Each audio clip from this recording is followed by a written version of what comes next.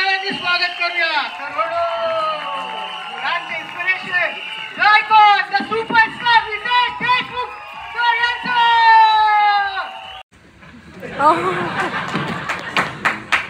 वाजवा की सिट्टे बिट्टे जोरात चालेल.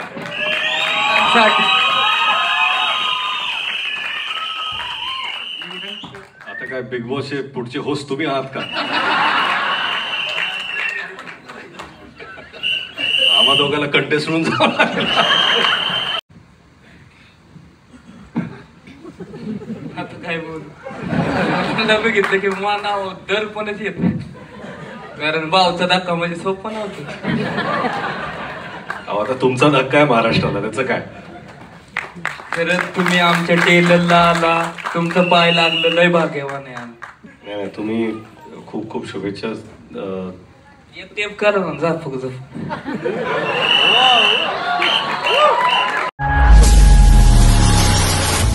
करायसाठी कोण येते? नाही माझ्या नाही ना, खरं बोलतोस तू नेहमी. दादा खरंच बोलतो दादा.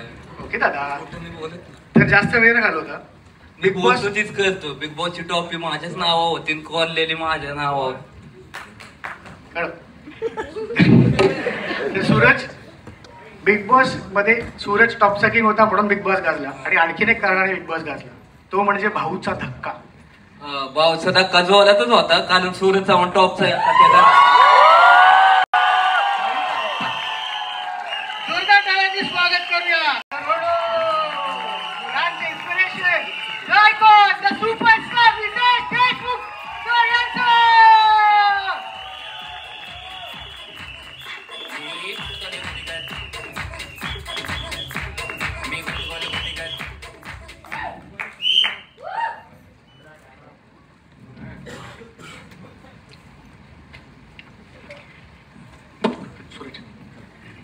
Sir please. Riteish sir, welcome. First नमस्कार. Thank you thank you thank you.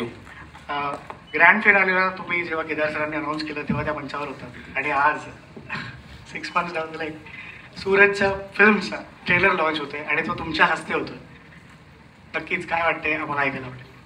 खरं म्हणजे बिग बॉसची जेव्हा सुरुवात झाली, बिग बॉसची जर्नी आणि तो प्रवास माझ्यासाठी पहिला प्रवास होता. सूरजसाठी सुद्धा तो पहिलाच प्रवास होता, आणि केदार भाऊंसाठी सुद्धा तो पहिलाच प्रवास होता. आणि मला आठवतंय 3रा का 4था आठवडा होता, आणि आम्ही नेहमीच, मी केदार भाऊ केतन, आम्ही सगळे मिळून ब्रेनस्टॉर्म करायचो रोज, काय घडलंय, काय होतंय, कुठं चाललाय प्रवास. आणि 3ऱ्या आठवड्यात मला केदार भाऊ म्हणाले की भाऊ, सूरज बरोबर एक पिक्चर काढू असं वाटतं मला. हे माहीत नव्हतं की सूरज 4थ्या आठवड्यात बाहेर जाणार आहे का 5व्या आठवड्यात बाहेर जाणार आहे, पण त्यांची कमिटमेंट ही 3ऱ्या आठवड्यात होती, कारण त्यांनी त्यावेळेस सूरजचा प्रवास पाहिला. तो कसा व्यक्ती होता, तो काय बोलत होता तिथे. आणि मला वाटतं की बऱ्याच लोकांना असं वाटत असेल की सूरज बिग बॉस जिंकल्यामुळे,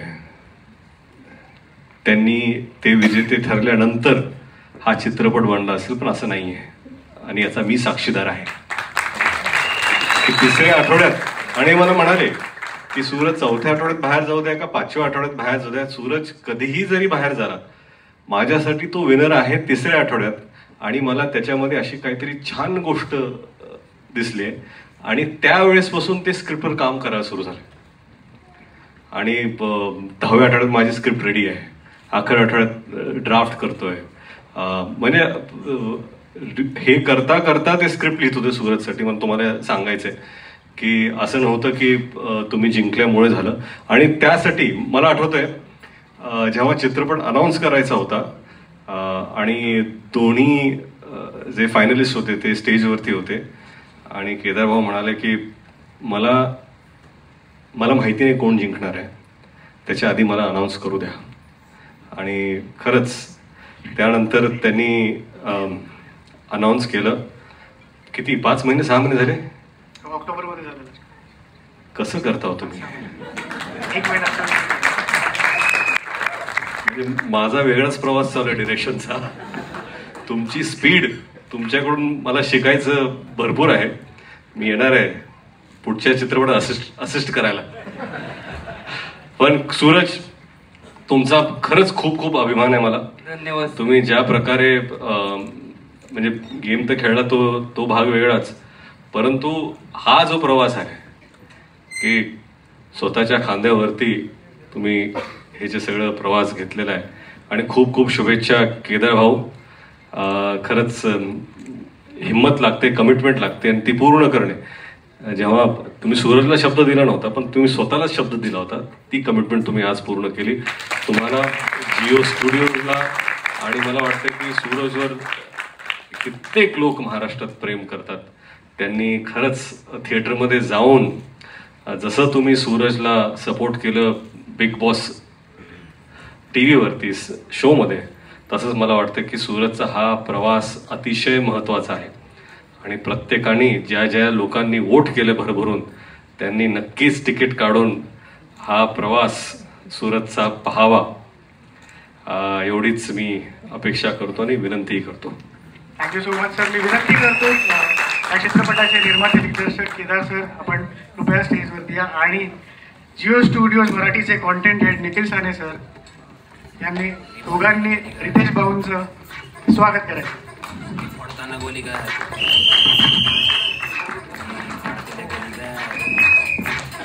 आणि हे काय अरे काय, मी काही बोललोच नाही. बोलतो अजून मला नाही, सगळ्यांना ऐकू द्या. नाही, आमच्या दोघांकडनं आपल्या स्वागत आहे. थँक्यू निखिल सानेजी, ज्यांना माहीत नसतील. खरं म्हणजे सूरजनी ही बैलगाडी आपल्या खांद्यावर घेतलेली आहे, आणि सूरजला केदारजींनी आपल्या खांद्यावर घेतलेलं आहे, आणि सानेंनी केदारना आणि मराठी इंडस्ट्रीला स्वतःच्या खांद्यावर घेतलेलं आहे. आणि त्यांचा खांदा तो भक्कम राहावा, मजबूत राहावा, अशीच ईश्वर चरणी प्रार्थना आहे. आणि त्यासाठी मी सिद्धिविनायकला चालत जाणार आहे. पण खरंच निखिलजी ज्या ज्या कॉन्टेंटला बॅक करतात, तो नक्कीच काहीतरी स्पेशल असतो. लोक त्याला सुपरहिट करतात, परंतु एखाद्या कॉन्टेंटमध्ये काहीतरी गोष्ट आहे, काहीतरी वेगळेपणा आहे, जे प्रेक्षकांना आवडेल. ही जी परख, ही जी नजर आहे, ती निखिलजींकडे आहे. आणि मला वाटतं की तुम्ही सातत्याने असेच नवीन नवीन, आता हा एक वेगळ्या चित्रपट आहे ज्याला तुम्ही सपोर्ट केलं आहे, आणि मला वाटतं की सातत्याने तुम्ही असं सपोर्ट करत राहा, तर इंडस्ट्री पुढे जाईल, आणि मराठी इंडस्ट्री आणि फिल्म इंडस्ट्रीला एक नवीन नवीन चेहरे मिळत राहतील. Thank you. Thank you so much. So ज्या क्षणाची आपण वाट पाहतोय, ट्रेलर लॉन्च आपण आता रितेश सरांच्या हस्ते करणार आहोत. मी विनंती करतो, वाजवा की सिट्टे बिट्टे जोरात चालेल.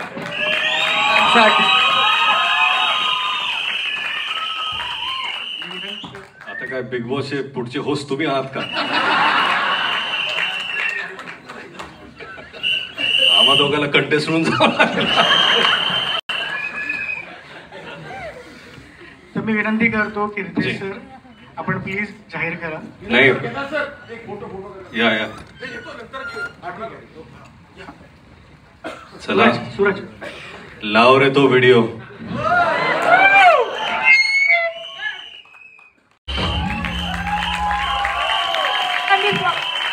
जोरदार टाळ्या होऊन जाऊन आपल्या टॉपच्या किंगसाठी. मी विनंती करतो केदार सर, रितेश सर आणि निखिल सर, आपण mic.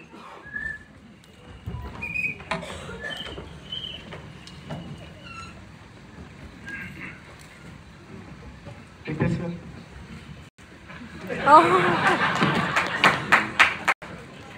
Riteish sir, Zapuk Zupuk trailer launch झाले, आणि आता आम्हाला सगळ्यात पहिली प्रतिक्रिया आपली हवी. आपल्याला कसं वाटतं? मी खरंच खूप उत्सुक होतो की हा काय चित्रपट असेल आणि काय स्टोरी असेल. केदार भाऊंनी तसं मला काहीच सांगितलं नव्हतं आणि एकच सांगतो, ब्लॉक बस्टर हा चित्रपट आहे. ब्लॉक बस्टर हा trailer आहे. आणि सूरज काय काम केलं तुम्ही, खरंच एक्स्ट्राऑर्डिनरी. सूरज आणि त्यांच्या चित्रपटात जी सर्व टीम आहे सर्वांना खूप खूप खूप शुभेच्छा. आणि काय असतं की एक वाक्य मी नेहमी लक्षात ठेवतो की you never get a second chance to make your first impression. तर त्यासाठी तुमचं पहिलं इम्प्रेशन जे असतं तेच महत्त्वाचं असतं आणि तुम्हाला पहिल्या इम्प्रेशन दाखवण्यासाठी दुसरा चान्स कधीच मिळत नाही. पहिल्या ह्याच्यामध्ये तुम्ही मॅक्सिमम शॉट छक्का मारला आउट ऑफ द स्टेडियम आणि खरंच खूप खूप शुभेच्छा. मला खरंच खूप आवडलं. मी पहिल्यांदा दोनदा प्ले झाला, पहिल्यांदाच मी केदार भाऊ आणि नितीनजींना म्हणून बघून सांगितलं की हा ब्लॉक बस्टर ट्रेलर आहे. आणि मला काही शंका नाही की खरंच महाराष्ट्रातील जे प्रेक्षक आहे, जी जनता आहे, ते भरभरून थिएटरमध्ये जाणार आहे पाहायला. म्युझिक एक्स्ट्रॉर्डिनरी, एडिटिंग छान आहे, स्टोरी स्ट्रक्चर अप्रतिम आहे. आणि काय असतं की जेव्हा तुम्ही एखादा प्रोमो पाहता तर त्याच्यानंतर ठीक आहे, आपण सूरजला ओळखतो, सूरजवरती भरपूर प्रेम करतो, सूरज आता लोकांपर्यंत ते पोहोचलेले आहेत. परंतु जेव्हा चित्रपट पाहतो आपण तर एक कनेक्शन येतं की आपण सूरजला विसरतो आणि सूरज जे किरदार आहे, जे कॅरेक्टर प्ले करतायत त्याच्याशी आपण कनेक्ट होतो. आणि खरंच ते कनेक्शन अतिशय स्ट्रॉंग आहे चित्रपटामध्ये. And I am really excited. आता काय बोलू, बघितलं की मला दर्पणच येत नाही, कारण भाऊचा धक्का म्हणजे सोपं नव्हतं. आता तुमचा धक्का आहे महाराष्ट्राला, त्याचं काय. खरंच तुम्ही आमच्या टेलरला आला, तुमचं पाय लागलं, लय भाग्यवान आहे आम्ही. नाही, तुम्ही खूप खूप शुभेच्छा. एक टेप करा ना, जा फक्त.